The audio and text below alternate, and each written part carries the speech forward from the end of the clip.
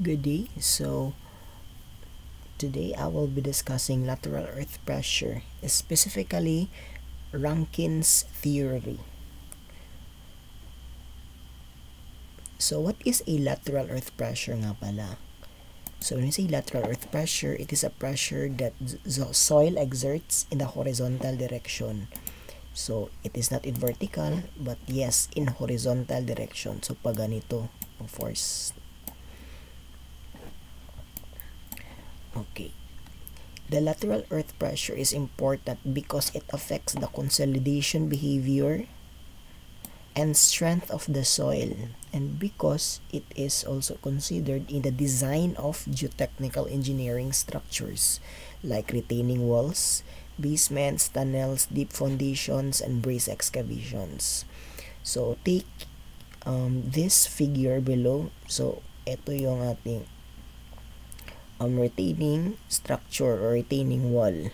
So natay soil diri nga part, and kinapugan aning retaining structure ang soil, di ba, diri nga part, and also for this the cantilever type.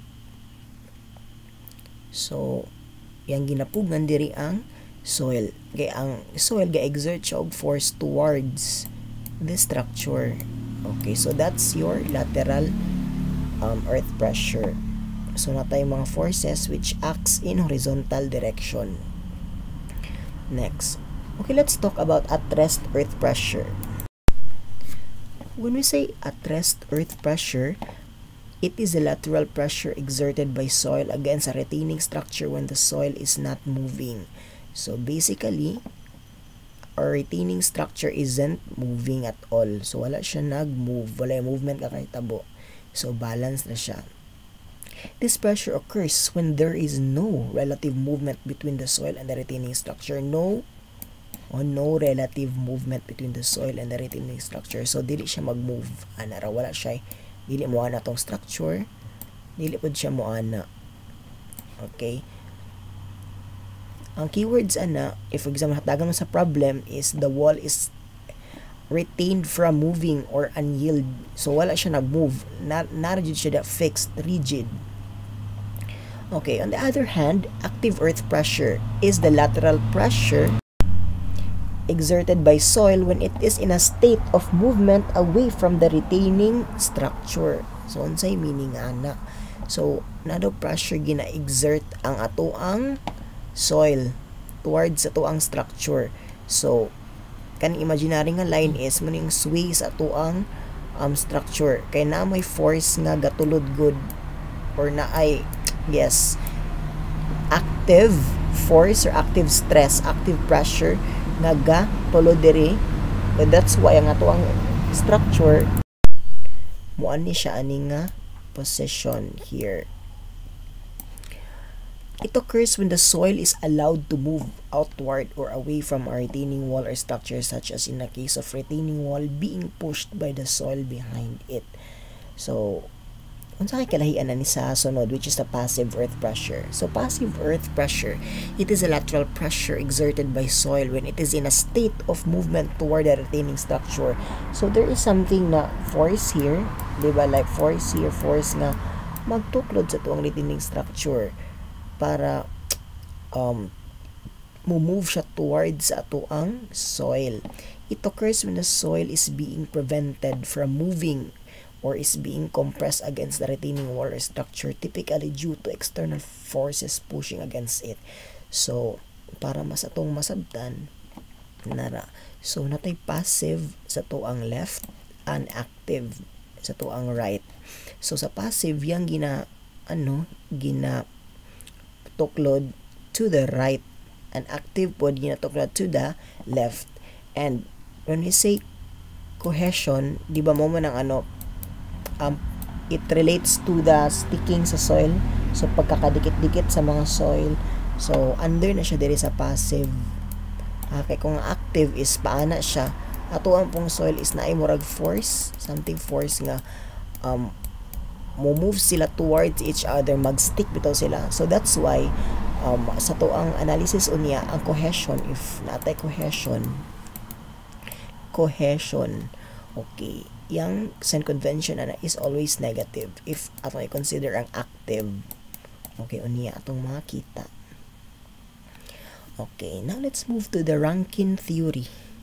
So it is named after William John Macquorn Rankine. So he is a Scottish civil engineer who contributed in the field of engineering mechanics in 1857. So mao ni siya si William John Rankine. So muna yung mga assumptions to simplify the analysis of lateral earth pressure using Rankine theory. So first is that soil wall interface is planar. Second is frictionless wall. And third is soil is cohesionless. Kani sa number 2, frictionless wall. Okay, walay friction dapat ang wall. Or walay friction between wall and soil. Kay if naa, dadto na siya mo sulod sa ikaduha na ito nga theory, which is ito ang column theory. Tag-as mga itong formula ang column theory, so ito siyang ipalast sunod ani nga video. Okay, and third assumption is soil is cohesionless. So kung cohesionless imong soil, C is equal to 0. But dili man na to malikayan usahay, diba? Nga to ang soil kay dili jud siya cohesionless. Na jud pagkakataon wherein cohesive yun na tong soil. So therefore na siya value sa C. And yes, sa Rankine theory, na kay formula for that. So okay, so let's talk sa coefficient of at rest earth pressure. So natin ginatawag din nga K value. Ano sa K value? Muna imong coefficient of earth pressure or coefficient of lateral earth pressure. Coefficient na siya. Coefficient. Now, for normally consolidated soil, okay, for normally consolidated soil ha, K sub O is equal to 1 minus sine phi. A K sub O meaning coefficient of at rest earth pressure, okay, and 1 minus sine theta. Theta here represents our angle of internal friction. Naani siya. Kani angle of internal friction, naani siya sa atong shear strength of soil. And for over-consolidated soil, natin formula ani. Same ragyapon here, 1 minus sine theta, 1 minus sine theta. I-times lang siya sa square root of OCR. OCR means over-consolidated ratio. Okay, over-consolidated ratio na siya ipasabot sa square root of OCR. And ginatukoy ning OCR is katong present bitaw, dili tong past. Okay, when we say OCR, di ba kato sa to ang consolidation of soil, di ba kung natay footing here, di ba kuan man na siya nga formula lang PC over PO, where your PC is imuhang gi-applied nga load or katong load sa imong structure mismo over your PO or your overburden pressure, which is kani siya is in the past ni siya. Diba? Dili ni siya na ito magamit. Why? Ang gipangita isang present, so dapat karon nga present condition sa soil. Okay, next. If sa problem gani gihatag ang plasticity index, for example, ang PI na to kay between 0 to 40, natay K sub O is equal to 0.4 plus 0.007 times PI kani. Daw bi kung ato ang plasticity index kay naa sa 40 to 80. Okay, kaya itong gamiton. 0.64 plus 0.001 times PI. And di ba to compute for PI, libugon makana. Di ba naman tayo mga formula adto. Di ba ma-remember pa nato sa to ang soil mechanics or atong geotechnical engineering, di ba nga PI, di ba na may formula nga PI is equal to LL minus PL, di ba? Oh, what if gihatag sa problem LL o PL na dili PI? So matik kabalo na ka sa formula kani. Or katubang na consistency index, diba nga consistency index or CI is equal to LL minus W over LL minus PI. What if known nga mga values CI, LL o water content? So saan na ganyan nimo? So matik dapat kabalo kanin mga formula, mga basic ram ni sila sa geotechnical engineering. Okay, next is ato ang active earth pressure. mga coefficient for active and passive. For active, natay K sub A. K sub A meaning active coefficient or coefficient of active earth pressure, and K sub B is your coefficient of passive earth pressure. Your K sub A here sa active is just 1 minus sine phi over 1 plus sine phi kanina. Okay, and there is a passive earth 1 plus sine phi over 1 minus sine phi kani. O diba medyo dali-dali na siya. Unsay timaan ninyo ani para mas madali niyo siya memorize. For passive earth pressure, diri ko gatimaan sa passive earth pressure. Diri pass. Diba medyo magkasing tunog sila ng the word plus. Diba plus o pass. Diba plus, pass.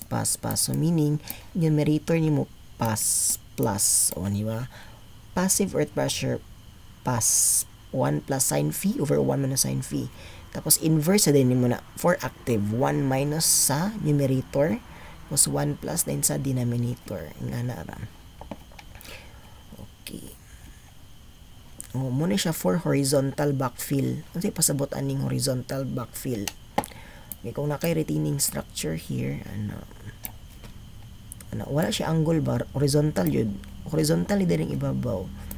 Example, kung nakay surcharge, nakay surcharge.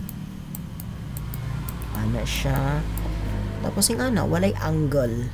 Okay, lahi itong sa inclined. Ako ipakitang inclined. Okay. Rankine theory on inclined backfill. Inclined backfill, siya. Tapos na kay diya. Kani siya nga incline mo na itong ginatawag na alpha. O mo siya ng alpha. Muna ito ang angle of backfill. Nani siya dapat value aside sa tuwang angle of internal friction. So kani siya. So kung ato siya ikuan diri, same na sila diri na. Daw ko pangita na to ang force F1 with its angle dayon So meaning sa pag-analyze niya naakay vertical and horizontal components. Now for active earth pressure under Rankine theory on inclined backfill, kanina siya cosine alpha, i-times mo sa cosine alpha minus square root of cos squared alpha ni minus cosine squared phi over cosine alpha plus cosine squared of alpha minus cosine squared phi. So kamo ni bahala memorize, ay dapat memorize ni siya dali-dali naman ito. Tapos sa passive, same lagi po ito akong technique. Pass, plus. Nara plus. Plus ra numerator. Same naman ni sila. Okay, alpha ni mo is your angle of backfill. Phi here is your angle of internal friction. Okay, same lagi po. K sub A, coefficient of active earth pressure. K sub B, coefficient of passive earth pressure. Now, let's go to the different parameters under lateral earth pressure. Natay ko, ginatawag na cohesion, di ba? Kato yung pagkakadikit-dikit, di ba? Like, yun muna itong soil mass. So, na sila ability nga, magdikit-dikit yun ang mga soil mass. So, na yung force ito nga, mag-unite dito sa ilaha to stick together, which is,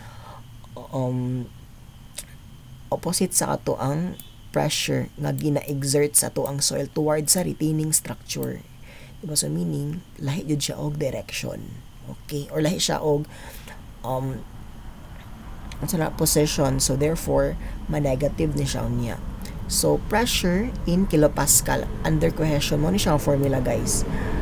Okay, pressure is equal to 2c squared of k, where your c here represents our cohesion in kilopascal gyapon na, tapos square root of k. Kabalo naman mo ito no, k.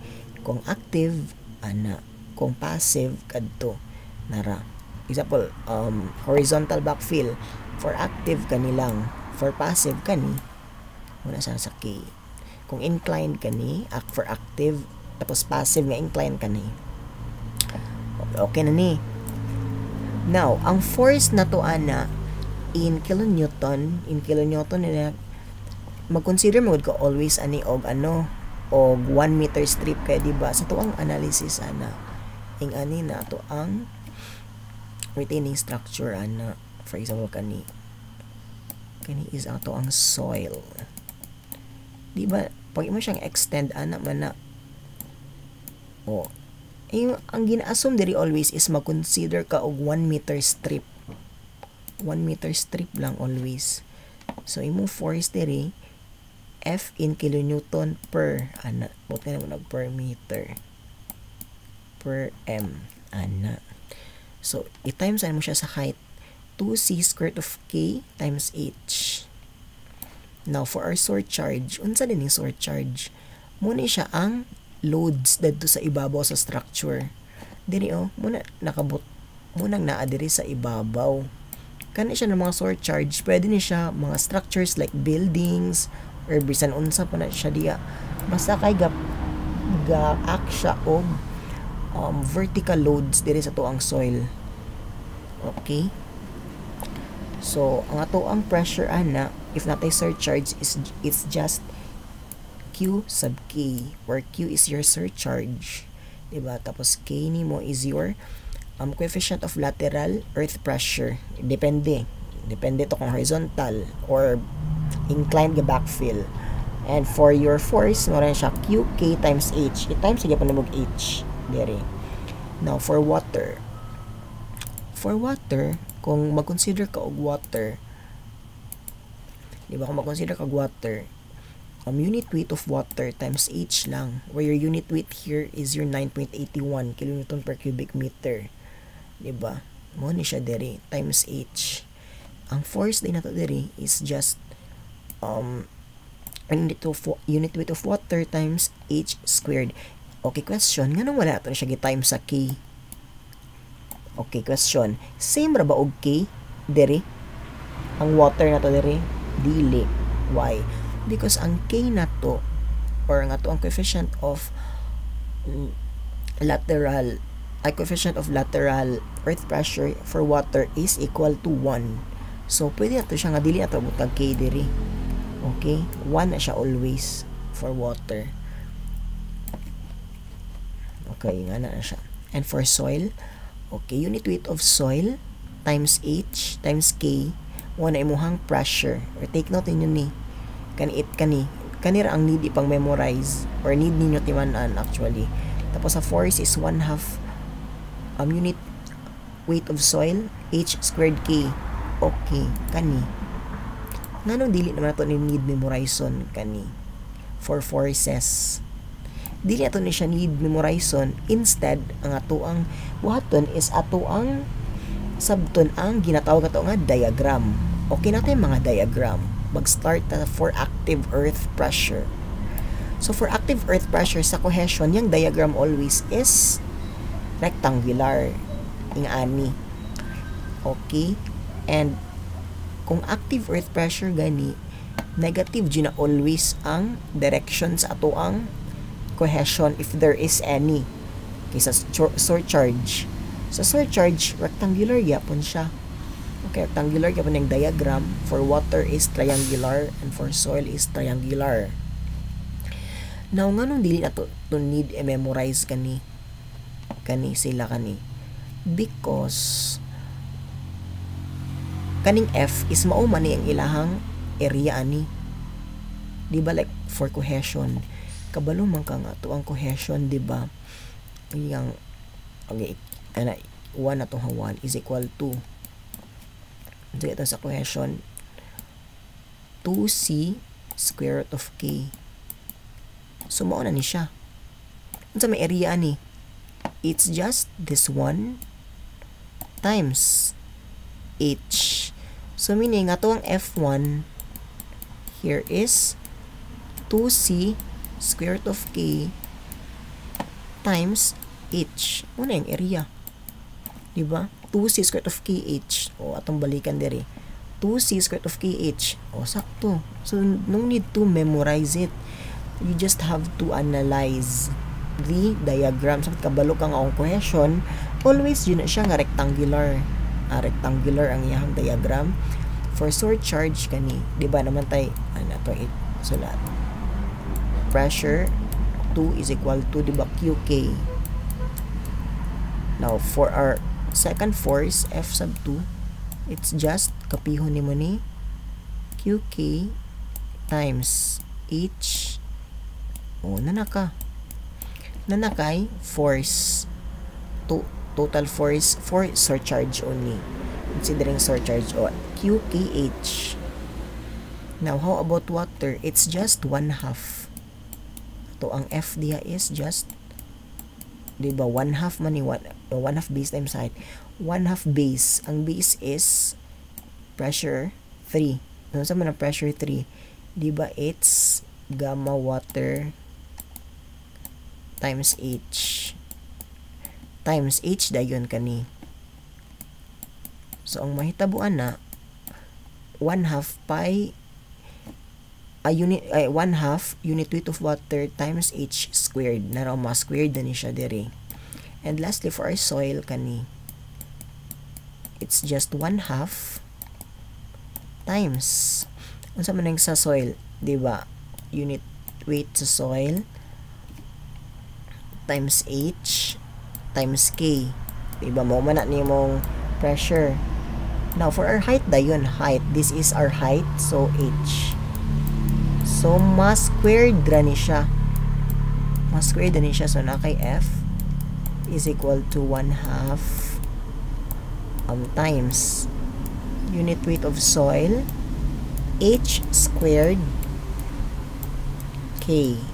Muna sa to ang soil, 1/2 unit weight of soil H squared K, tanaw na to diri, 1/2 unit weight of soil H squared K. So no need to memorize this one lang. Now diagram considering passive earth pressure. So eto na, for cohesion same lang gyapon, rectangular, surcharge rectangular, water triangular, and soil is triangular. Ang maiiba lang here is that ang atuang cohesion is ano na siya, kasapi na siya, same na silang direction. Okay, same na silang direction. Ana, question, pwede ba nga at itong direction diri sa passive is atong iana sila? Iana to tanan. Same magyapon, diba? The answer is yes. Ngano man, sa analysis dili man ka mag-negative sa force, i-positive gyapon nimo, pero kabalo man ka nga passive atong gi-consider. So pwede ra gyapon siyang iana nimo sa diagram ana. Pero dapat same sila og direction tanan. Okay, so same ra gyapon tong analysis nga to na gyapon to get your F force. Area ani nga region, area ani. Diba, ana ra, mangita kag total force or total nga lateral force, ipang-add din nimo sila kani na mga diagrams kung pila ilang resulting ana. Inana ra, diba? Now, active forces before and after tensile cracks. So before tensile crack occurs, natay force before tensile crack. So natay 1/2 unit weight K sub A H squared minus 2C squared of K sub A times H. So kanos ada ni gakay tabo kani kung naa kay ginatawag na tensile cracks. So mahitabo ra ni siya kung active forces and naa kay ginatawag na cohesion. Ana, cohesion. Why is that? Diba, balik ta diri sa active earth pressure. Diba, sa tuang cohesion, diba, reverse man siya og direction. So therefore, kung imo na sa ipang plot tanan, diba, i-add din mo, i-add. Same ni sila og direction diri. Kani man mong pangtan-aw ni ilahang pressure na ipang-add din mo sila. So na kay ana. Now, tapos diri siya ra naglahi, which is unsa paadtog direction diri. So therefore mauna ni siya din ang may tabo kani, mauna ni siya nga value which is negative or reverse nga direction, di ba? Kani din siya nga value is RZ na to, Z, which is our maximum depth of tensile crack. Tapos kani din diri is your compression dayon. Nganong need na to ni siya mabawan? Because of the fact na diba to ang soil is purely compression siya. So kung meaning kung nasa tensile here, depth sa tensile crack, possible nga ato ang soil makahatag ning tensile crack o excessive nga stress or deformation sa tuang retaining walls or mga dams or structures, which can lead to pagkaguba bitaw over time. So we need to really know pila jud ang depth ani atong tensile crack, and mura siya sa concrete, diba? Katong kani dinhi nga part, diba, naa kay compression o tension nga side. So dapat mas dako jud ang or mas baga jud ang compression nga compression nga depth kaysa sa to ang tensile crack. Now after tensile crack occurs, I know akong i-discuss para dali rin siya may memorize gani. Di ba ga consider makadiri og cohesion? Mo ni cohesion, di ba, force for cohesion. Now this one is for our soil only. If na kay other, madugangan pa niya siya, dili pa niya siyang final nga equation nga naman. Madugangan pa man ni, for example, dili lang soil and cohesion imong gina-consider. For example, na pa kay surcharge. So pasabot mag-plus pa ka din for surcharge, which is pila tong sa surcharge. Di ba, QK H dayon. Di ba? Ingana ra siya. If ever na kay surcharge and after tensile crack occurs na kay 1/2 force before tensile cracks times H minus Z. Kani siya nga, kani H minus Z, mo ni siya nga value for our compression. Compression nga side. Kani. Mo ni siya nga depth. This one, it's our H minus Z. Mo ni siya nga H minus Z. Diba? In triangular man siya. So, area rin po niya 1/2 times F before times H minus Z. Kana. So, okay, analysis for soil with water table. Tuod, na inyong gi-analyze or nisagip pa sinong mind or na-curious baka mo, what if na ay water table tuod? So, ang iyahang diagram ana is ingani na siya. Okay, ingani. So, ingani jud ang diagram always. Mo extend lang na siya diri mag-vary if ever ipakita na ko niya nga case. Okay, na kay force diri sa first and with its depth nga 1/3 sa tuang H1 plus H sub 2, considering diri tong reference point metong reference point. Okay, next is for R2. Ang force nga gaak sa to is just H over 2 rather, mo na siya, and H over 3. So same na sila direction tulo. Ang cohesion na jud ang maglahi, no? Ang cohesion na jud timanan nato. Now take note, ang pressure at 1 and 2 are equal. So kani siya nga pressure diri sa ibabaw og diri equal ni sila. Okay? If their properties are the same, ang properties diri sa friction angle is the same. Ang properties ni sa friction angle is the same also. Or same sila duha jud. Ana. So kung ingani ra siya. Labi kung dili. So ang may tabuan na kung dili ingani, mostly probably ang iyahang itsura ana. Tapos ana. No, dili ingani, erase. Probably ang itsura ana kay ingani siya. Ana. O inani. So naa kay difference dinhi nga gamay.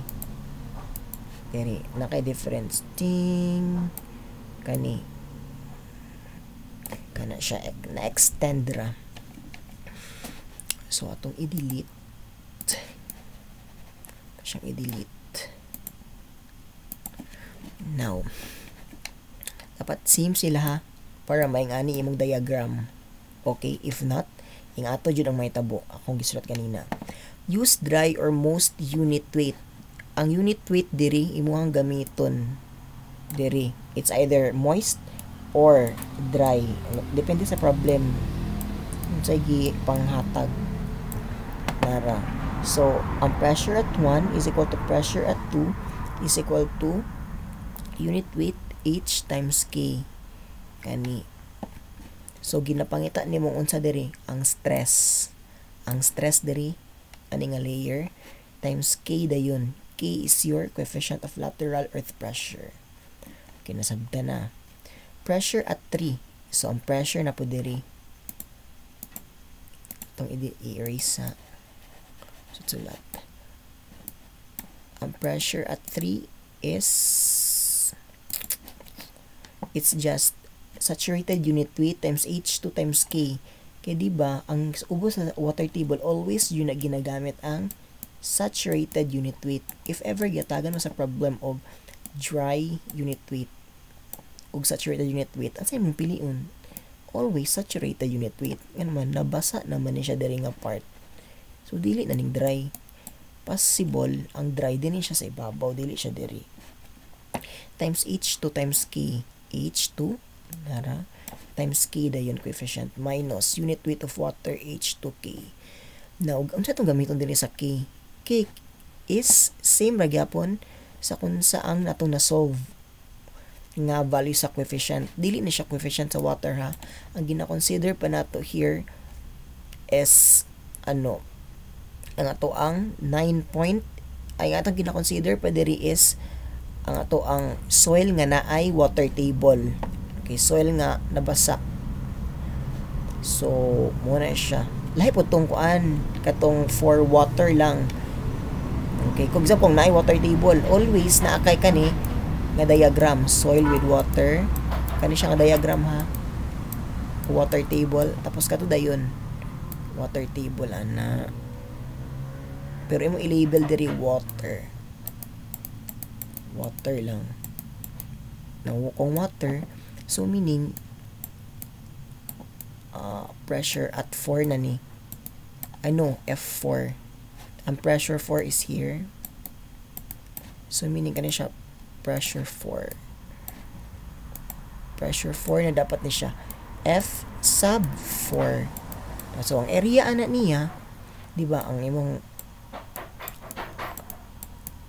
pressure ana is, or lateral pressure is, di ba, for water only, it's just gamma water times H. Wala na katong K. Why? Ang K jud sa water mismo is 1. So, kung mabutang ka ng K, kasi malibog pa ka, imong mabutang na K katong diri. So, kasi mo ding F4, it's just the area, di ba, 1/2, pero ang base kani 4 times H2. H2 na may consider, ana. Now, question, nga nung wala na ko ni siya ga-extend din sa ibabaw, ana. Because of the fact, yun na, kung imo na siyang extend, wala, may tubig din, di ba siya basa, di ba? So, here lang. Here ra mo i-consider. Nasabtan mo siya. Okay, ato ni i-erase. Erase. Okay, na pa na siya yung mga sulat-sulat.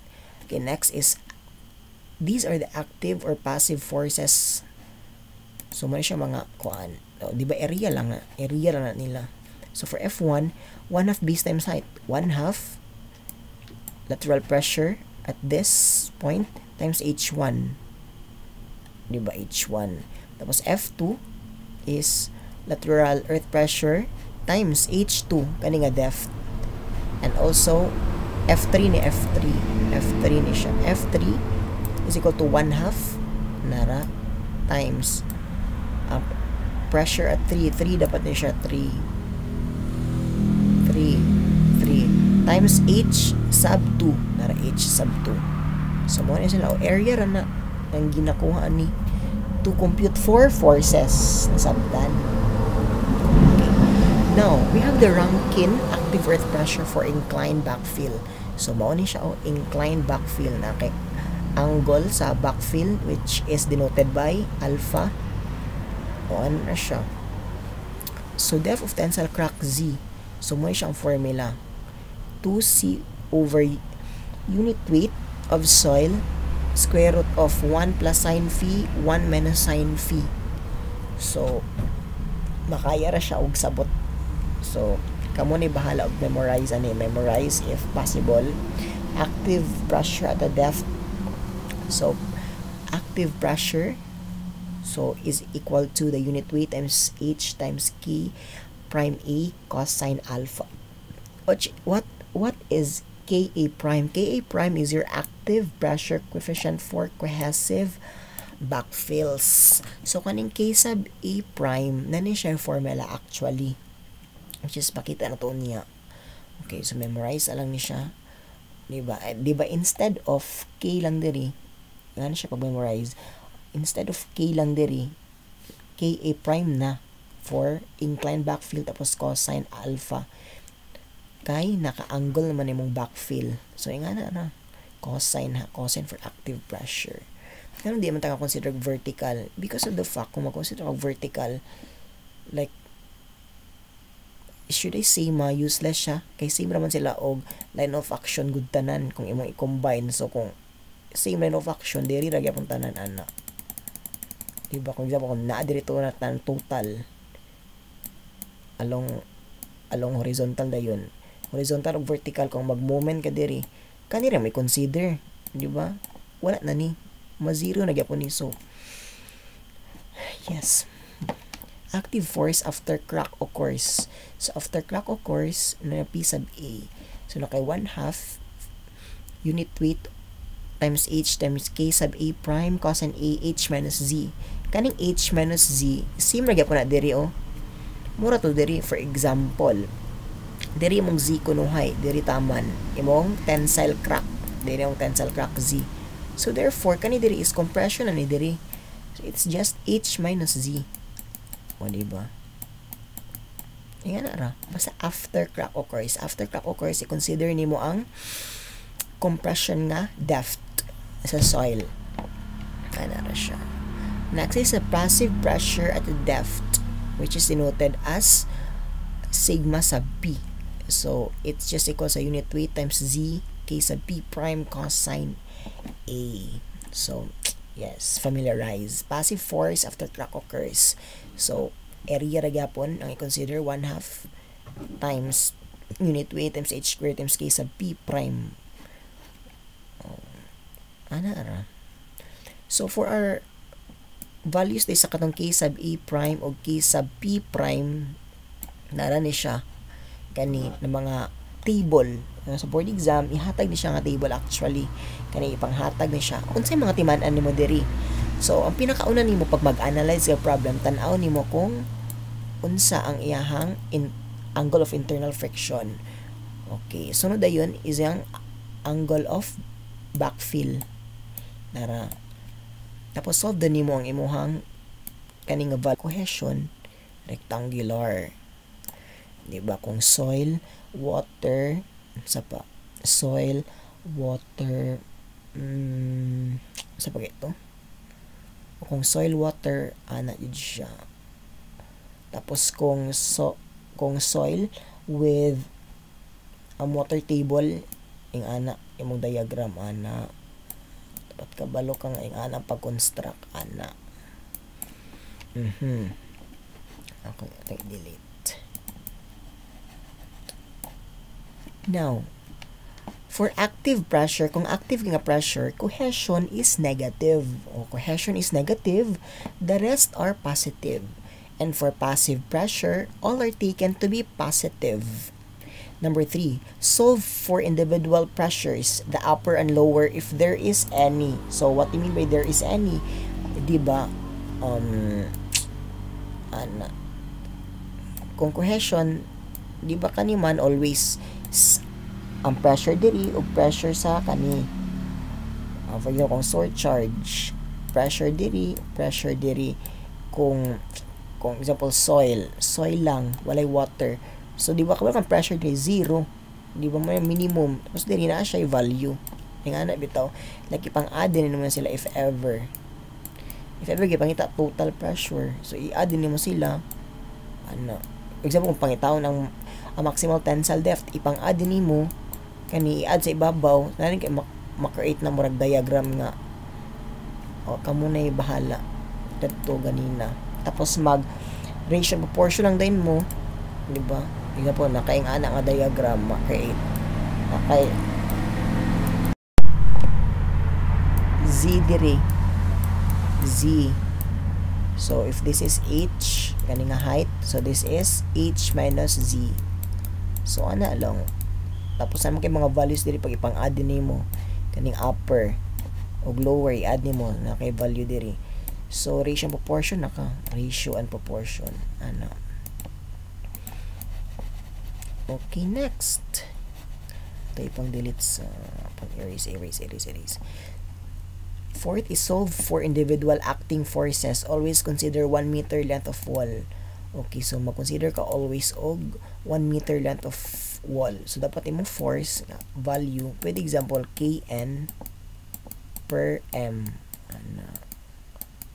Or pwede imong ibutang sa imuhang before ka mag-solve, consider 1 meter length of wall ana. So pinang ma-credit agyapon na. Next is, if moment at the base of the wall is asked, use this one. M is equal to the total lateral force times your y bar. Kani total lateral force mo to tanan F. Imong i-sum up.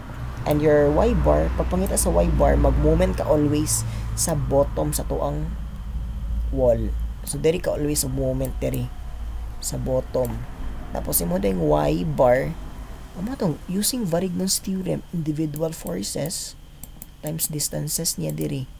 Diba yung centroid ana mga distances. Kabalo naman mo. Diba? So F tot.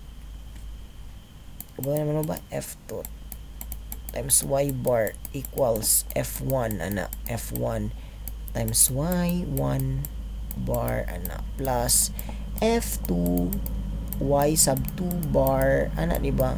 And so on plus kamay bahala. Okay, thank you for listening. That's all for Rankin's theory on lateral earth pressure. Bye-bye.